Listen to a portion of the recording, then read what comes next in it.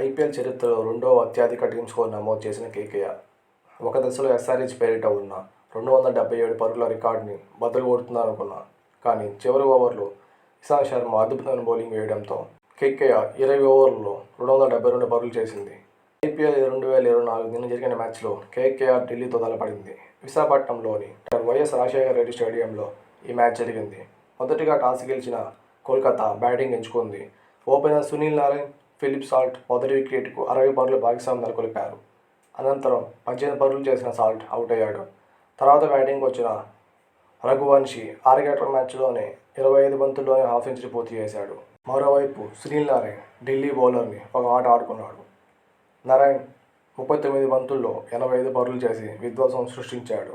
ఆ తర్వాత బ్యాటింగ్కి వచ్చిన రసూల్ మరియు రింకు సింగ్ కూడా బ్యాట్ను దులిపించడంతో కేకేఆర్ 20 ఓవర్లలో 272 పరుగులు చేసింది. అనంతరం 270 పరుగుల లక్ష్య ఛేదనకి దిగిన ఢిల్లీ జట్టు 16 ఓవర్లలో 165 పరుగులకే ఆలౌట్ అయింది. ఢిల్లీ 21 పరుగులకే మొదటి వికెట్ కోల్పోయింది. ఆ తర్వాత బ్యాటింగ్ వచ్చిన మార్ష్, పౌరెల్ ఖాతా తెరవకుండానే వెనుదిరిగారు. దీంతో ఢిల్లీ 34 పరుగులకే 4 వికెట్లు కోల్పోయింది. ఈ దశలో బ్యాటింగ్కి వచ్చిన కెప్టెన్ పంత్ మరియు స్టబ్స్ 5వ వికెట్కు 90 పరుగుల భాగస్వామ్యాన్ని నెలకొల్పారు. 25 బంతులు 55 పరుగులు చేసిన పంత్ అవుట్ అయ్యాడు. ఆ తర్వాత స్టబ్స్ కూడా 54 పరుగులకి అవుట్ అవడంతో ఢిల్లీ ఆలౌట్ అయింది. కేకేఆర్ 106 పరుగుల తేడాతో విజయం సాధించింది. Sunil Narayan player of the మ్యాచ్గా నిలిచాడు. ఈ విజయంతో కేకేఆర్ పాయింట్ల పట్టికలో మొదటి స్థానంలో నిలిచింది. ఇంకా ఐపీఎల్ పాయింట్స్ టేబుల్ చూద్దాం.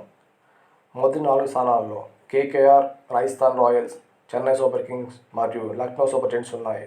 ఇంకా ఆఖరి 4 స్థానాల్లో Punjab Kings, royal Challengers Bengaluru, Delhi Capitals మరియు ముంబై ఇండియన్స్ ఉన్నాయి.